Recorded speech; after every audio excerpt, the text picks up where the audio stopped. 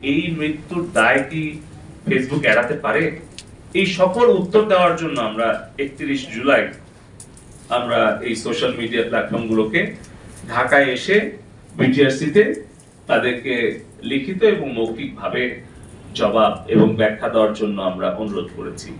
তারা এসে যুক্তি এবং ব্যাখ্যা দিয়ে যদি আমাদেরকে বুঝাতে পারে যে সারা বিশ্বের সব দেশের জন্য তাদের নীতিমালা একই এবং অন্যান্য দেশে তারা যেভাবে কন্টেন্ট তারা টেক ডাউন করে বা ব্লক করে, বাংলাদেশের ক্ষেত্রেও তারা সমানভাবে তাদের এই বৈষম্যমুক্ত আচরণ করছে বা করেছে বা করবে, তাহলে এগুলো আলোচনা, ব্যাখ্যা, বিশ্লেষণ করে তারপরে আমরা সিদ্ধান্তটা গ্রহণ করতে চাই। তো এই ব্যাপারে আমরা 31 তারিখে তাদের কাছ থেকে শুনে তারপর আমরা সিদ্ধান্ত নিতে চাচ্ছি। সম্পূর্ণভাবে কখনোই কোনো অ্যাপ্লিকেশন আমরা ব্লক করিনি। এটা এখন ডিপেন্ড করছে তাদের আচরণের উপরে। এখন তারা যদি আমাদের দেশের আইন, সংবিধান এবং নিরাপত্তা সবকিছু বিবেচনায় রেখে তারা যদি দায়িত্বশীল আচরণ করে, তাহলে অবশ্যই তারা বাংলাদেশে আমাদের সকলের সহযোগিতা পাবে এবং আমরা কোনো কিছু ব্লক করতে চাই না, কিন্তু আমরা তাদের ব্যাখ্যাটা জানতে চাচ্ছি। আর এই মুহূর্তে অনেকভাবেই তারা অ্যাপ্লিকেশন ব্যবহার করছে। আমরা অনুরোধ শুধু করব যে ভার্চুয়াল প্রাইভেট নেটওয়ার্কটা ব্যবহার করা ঝুঁকিপূর্ণ, অতএব ব্যক্তিগত নিরাপত্তা, ব্যক্তিগত সুরক্ষা এবং তথ্যের সুরক্ষা এই সব কিছু বিবেচনা রেখে যেন ভার্চুয়াল প্রাইভেট নেটওয়ার্ক এটা ব্যবহার থেকে আমরা বিরত থাকি। তাছাড়া দেখা যাচ্ছে আর্থিক লেনদেন যদি কোনো আমরা ভার্চুয়াল নেটওয়ার্ক ব্যবহার করি, তাহলে কিন্তু সেই পাসওয়ার্ডটা ভার্চুয়াল নেটওয়ার্ক প্রোভাইডার সে কিন্তু পেয়ে যাচ্ছে। তার মানে পুরোটাই একেবারে মানে বলতে গেলে আমরা যা কিছু করছি এটা একটা কাঁচের ঘরে করার মতো। মানে এটা কিন্তু ভার্চুয়াল নেটওয়ার্ক যে প্রোভাইড করছে তার কাছে কিন্তু পুরো তথ্যপাত্র সে চাইলেই পাবে। সো এটা একটু ঝুঁকিপূর্ণ হয়, এই বিষয়টা আমরা বলছি। আমরা সাইবার সিকিউরিটি নিয়েও আগামী পরশুদিন একটা মিটিং দিয়েছি, গতকালকেও আমরা একটা এক্সক্লুসিভ মিটিং করেছি, সেখান থেকে অনেক কিছু ঝুঁকি আমরা চিহ্নিত করেছি। আমরা আসলে এখন সবাই সম্মিলিতভাবে কাজ করছি। তো এই মুহূর্তে আমি নির্দিষ্ট কোনো অ্যাপ্লিকেশনের কথা বলছি না, এটা আমাদের আইন শৃঙ্খলা রক্ষাকারী বাহিনী, গোয়েন্দা সংস্থা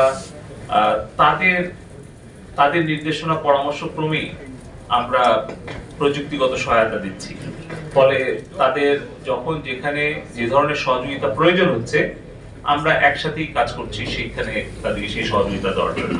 আমাদের ডেটা সেটটা কিন্তু সারা বাংলাদেশে আছে, কালিয়াকৈরে আছে, বঙ্গবন্ধু হাইটেক সিটিতে আছে, যশোরে আছে, শেখ হাসিনা সফটওয়্যার টেকনোলজি পার্কে আছে, নোয়াখালীতে আছে, নারায়ণগঞ্জে আছে, চট্টগ্রামে আছে, বলতে গেলে বিভাগীয় শহর, জেলা শহর সব জায়গায় আছে। তবে এখন আপনি বলেন যে যদি একটা সন্ত্রাসী গোষ্ঠী একটা রাজনৈতিক দলের নাম নিয়ে সাধারণ ছাত্রছাত্রীদের শান্তিপূর্ণ একটা যৌক্তিক আন্দোলনকে জিম্মি করে, পুঁজি করে রাষ্ট্রের সম্পদের ক্ষতি করে এবং আমাদের তরুণ ছাত্রছাত্রীদের হৃদয়ে ক্ষত সৃষ্টি করে পরিকল্পিতভাবে, তাহলে তো এটা অবশ্যই আমাদের সম্মিলিতভাবে প্রতিহত করতে হবে।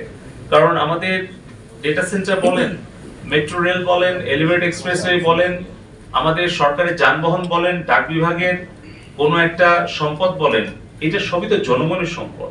তো আমাদের একদিকে যেরকম কঠোর আইনের প্রয়োগ এবং আমাদের এই বিষয়ে সচেতনতা তৈরি করতে হবে, অপরদিকে কিন্তু আমাদের প্রত্যেককেই দায়িত্বশীল আচরণ করতে হবে।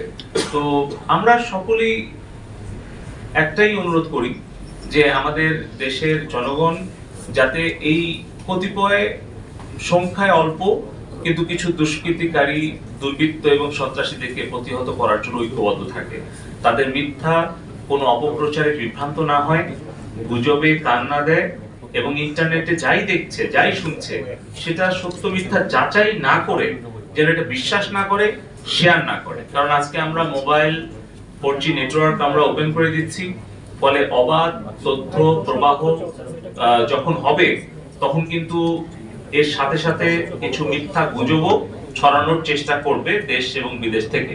তো আমি আমাদের গণমাধ্যমের সাংবাদিক ভাই বোনদের মাধ্যমে আমি সকল ইন্টারনেট ব্যবহারকারী দেশের সকল জনগণকে অনুরোধ করতে চাই যে আপনারা সত্য মিথ্যা যাচাই আগে ইন্টারনেটে শেয়ার করে এই নীতিতে আমরা সকলে যদি চলি এবং যাই কিছু আমরা দেখি না কেন, যাই কিছু আমরা ইন্টারনেটে আমরা শুনি না কেন, সেটা যেন আমরা যাচাই বাছাই না করে আমরা যেন গুজবে কান না দিই। আমাদের ইমার্জেন্সি এবং এসেনশিয়াল অনেকগুলো পাবলিক কি ইনফ্রাস্ট্রাকচার যেগুলো আছে, পিকেআই এবং আমাদের যেগুলো জরুরি সেবা, সেখানে আমরা ইন্টারনেট কিন্তু সবসময় চলমান রেখেছি, কখনো ইন্টারনেট শাটডাউন হয়নি।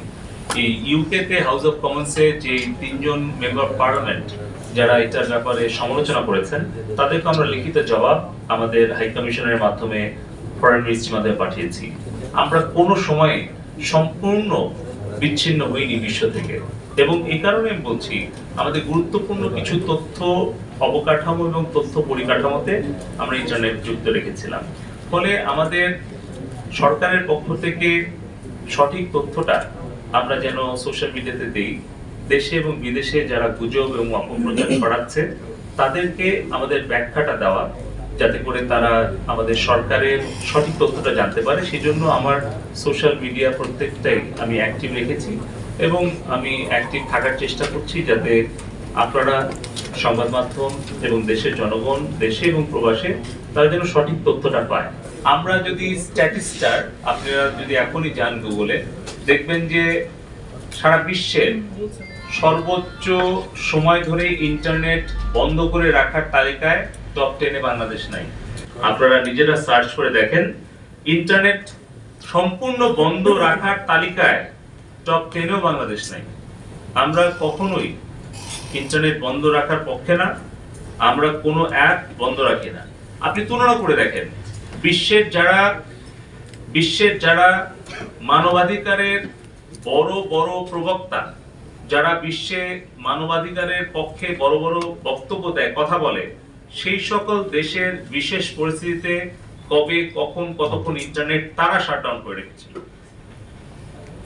আপনারা দেখেন তাদের দেশে যে ধরনের কন্টেন্ট গুলোকে তারা তাদের সাইবার স্পেসে ব্যবহার করতে দেয় না, আর আমাদের তুলনা করলে তাদের কি সেটা বলার নৈতিক অধিকার আছে? আমেরিকা, ইউরোপ, এশিয়ার যে সকল দেশগুলো বাংলাদেশের বর্তমান পরিস্থিতি নিয়ে সমালোচনা করছে, কিন্তু নিজেরা নিজেদের বিষয়টা উপলব্ধি করছে না, আমি মনে করি যে তাহলে তাদের নিশ্চয়ই উদ্দেশ্যটা পরিষ্কার নয়। কারণ যেই দোষে তারা দোষী, যে অপরাধে তারা অপরাধী, তারা নিজের দোষ নিজের অপরাধটা বিবেচনায় নিয়ে অন্যকে যদি শাসন করতে আসে বা উপদেশ পরামর্শ দিতে আসে, তাহলে নিশ্চয়ই আমরা প্রশ্ন করব যে তারা নিজেদের উদ্দেশ্যটা হয়তো পরিষ্কার না। আমাদের যারা ডিজিটাল কমার্স এন্টারপ্রেনার, তারা নিজেদেরকে এফ কমার্স এন্টারপ্রেনার হিসেবে যেন প্রতিষ্ঠিত না করে, এটা ঝুঁকিপূর্ণ। তারা এফ কমার্স না হোক, টুইটার কমার্স না হোক, এক্স কমার্স না হোক, ইনস্টাগ্রাম কমার্স না হোক, তারা নিজেদেরকে ডিজিটাল কমার্স এন্টারপ্রেনার তৈরি করুক, নিজস্ব ডোমেইন, নিজস্ব ওয়েবসাইট অবশ্যই তারা গ্রহণ করুক, যাতে তাদের বিজনেস কন্টিনিউটি সবসময় থাকে, দেশে বিদেশে তাদের বিজনেসটা এক্সপ্যান্ড করতে পারে। এর আগেও কিন্তু বহুবার আমরা এই সচেতনতার বার্তাটা দিয়েছি। আর দ্বিতীয় কথা থাকবে যে আমাদের এই ধরনের যারা মাল্টিন্যাশনাল মানে ডিপ টেক কোম্পানি, তাদের নিজেদেরও কিছু সোশ্যাল অব্লিগেশন আছে, তাদেরও নিজেদেরও কিছু সামাজিক দায়বদ্ধতা আছে। সেই জায়গা থেকেও তাদের আসলে দায়িত্বশীল আচরণ এবং তাদের আমরা অবদান দেখতে চাই সামাজিক, বাণিজ্যিক সব দিকে। এটার মধ্যে সর্বশেষ প্রশ্ন, ভিপিএন ব্যবহার করা, এটা আপনি বলছিলেন ঝুঁকিপূর্ণ, এটা আইনগতভাবে এটার বিধানটা কি আছে? এই মুহূর্তে আমরা তো বলছি যে কোনো অ্যাপ্লিকেশনটাকে আমরা ব্লক করতে চাই না, তো ভিপিএন তো একটা অ্যাপ, তাই না? বাংলাদেশ বিশ্বের অন্যতম প্রযুক্তিগতভাবে উদার দেশ।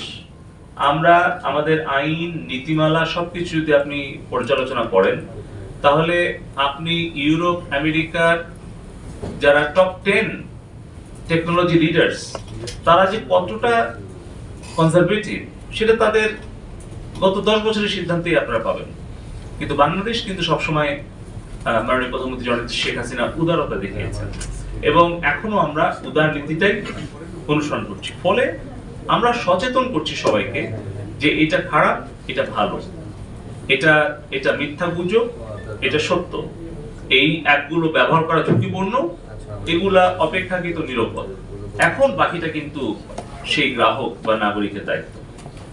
মাননীয় মন্ত্রী, আমার একটা প্রশ্ন ছিল, 2018 সাল থেকে আমরা 18 সালে শুনেছি যে গুজব নিয়ন্ত্রণ কমিটি করা হয়েছিল, এরপরে গুজব নিয়ন্ত্রণের সেলের কথাও শুনেছি, এটার আসলে কার্যক্রম কি? কমিটি বা সেল ডাক টেলিযোগাযোগ বা আইসিটি মন্ত্রণালয়ে নেই। আচ্ছা। আমরা আরেকটা গুজব দেখছি যে আইসিটি প্রতিমন্ত্রীর নেতৃত্বে 6 লাখ সাইবার যোদ্ধা তৈরি করার জন্য শত কোটি টাকার প্রজেক্ট নেওয়া হয়েছে, লুটপাট হয়েছে। এগুলো রাজনৈতিক প্রতিহিংসা এবং অপপ্রচারকারীদের ষড়যন্ত্র ছাড়া অন্য কিছুই না। এরকম কোনো অস্তিত্বও নাই। এরকম ডাক টেলিযোগাযোগ এবং তথ্য প্রযুক্তি মন্ত্রণালয়ের আওতায় কোনো গুজব প্রতিরোধ কমিটি নাই, কোনো সেল নাই, এই ধরনের কোনো প্রকল্প নাই, বা আমাদের এরকম কোনো ঘোষিত 6 লক্ষ সাইবার যোদ্ধাও নাই। এটার ব্যাপারে আমি ব্যক্তিগতভাবে এবং আমাদের মন্ত্রণালয় এই ব্যাপারে অবহিত নই এবং এটা আমি আবারও দায়িত্ব নিয়ে বলছি, এ ধরনের কোনো অস্তিত্ব নেই। কিন্তু গুজব নিয়ে যেহেতু এত কিছু হচ্ছে, ইন্টারনেটে শাটডাউন করা হচ্ছে, আমাদের আর্থিক এত ক্ষতি হচ্ছে, সেক্ষেত্রে আপনাদের এটার বিষয়ে কোনো উদ্যোগ নেওয়ার পরিকল্পনা আছে কিনা? আমাদের পরিকল্পনা আছে, আমরা পদক্ষেপ নিয়েছি। আমরা 13টা মামলা করেছি যারা ক্ষতি আমাদের করেছে, আমাদের যে ইনফ্রাস্ট্রাকচার। আর কিছু জায়গায় পুলিশ আগেই মামলা করেছে বলে পুলিশ বলেছে যে ওখানে দ্বিতীয় মামলা করার দরকার নেই। আমরা চাচ্ছি যে এই যারা সন্ত্রাসী, কারণ আমরা খোঁজ পেয়েছি মোটামুটি 10 দিনে প্রায় 1000 কোটি টাকা উপরে ক্ষতি হয়েছে আমাদের শুধু ডাক টেলিযোগাযোগ এবং আইটি মন্ত্রণালয়ের। আপনারা দেখেছেন যে অন্যান্য মন্ত্রণালয়ে আরো কয়েক হাজার কোটি টাকার ক্ষতি হয়েছে। তো এখন আমরা দেখলাম যে 15 থেকে 18 এই 3 দিনের মধ্যেই ঢাকাতে বহিরাগত সিম কার্ডের আবির্ভাব হয়েছে এবং সেটার সংখ্যাও কিন্তু প্রায় 50,000 থেকে 1 লাখ। তার মানে বহিরাগত সন্ত্রাসীরা এসে এই ঢাকার বিভিন্ন স্থাপনা এবং ঢাকার পার্শ্ববর্তী গাজীপুর, নারায়ণগঞ্জে মারাত্মকভাবে তারা সুসংগঠিত হয়ে তারা কিন্তু পরিকল্পিতভাবে অ্যাটাক করেছে। তার মানে একটা হচ্ছে অবশ্যই প্রযুক্তিগত সক্ষমতা আমরা বাড়াতে পেরেছি পেলাম বলেই ক্ষতির পরিমাণটা কমেছিল এবং যখন যে সিদ্ধান্ত নেওয়ার দরকার ছিল মাননীয় প্রধানমন্ত্রী সেটা নিয়েছেন এবং আমাদের গোয়েন্দা সংস্থা, আইন শৃঙ্খলা রক্ষাকারী বাহিনী তারা তৎপর ছিল বলেই আমরা দ্রুত এটা নিয়ন্ত্রণে আনতে পেরেছি এবং স্বাভাবিক পর্যায়ে আসতে পেরেছি। পাশাপাশি আমি বলবো যে আমাদের ব্যাপকভাবে সচেতনতা তৈরি করা দরকার, যেন আমরা নাগরিকদেরকে সচেতনতা তৈরি করতে পারি এবং জনগণের সম্পদের ক্ষতিটা কাটিয়ে যত দ্রুত সম্ভব আমরা স্বাভাবিক অবস্থায় সবকিছু চলমান করতে চাই। দ্বিতীয়ত, এই সন্ত্রাসী চিহ্নিত যারা হত্যাকারী এবং যারা সম্পদ বিনষ্টকারী তাদের বিরুদ্ধে কঠোর আইনের প্রয়োগের মধ্য দিয়ে তাদেরকে আইনের আওতায় আনতে চাই। আর তৃতীয়ত, আমাদের দেশের যে 5 কোটি ছাত্রছাত্রী, কোমলমতি আমাদের সন্তানেরা আছে, তাদের যে একটা হৃদয়ের ক্ষত সৃষ্টি হয়েছে, যে দূরত্ব বা ভুল বুঝাবুঝি তৈরি হয়েছে, এটা আমরা অভিভাবক, শিক্ষক, সাংবাদিক সবাই মিলে আমরা তাদেরকে স্নেহ, মমতা, ভালোবাসা দিয়ে তাদের সাথে দূরত্বটা দূর করে তাদের হৃদয়ের ক্ষতটাও আমরা দূর করতে চাই। এলো খবরের কাগজ, নিখাত, নির্ভীক, নিরপেক্ষ।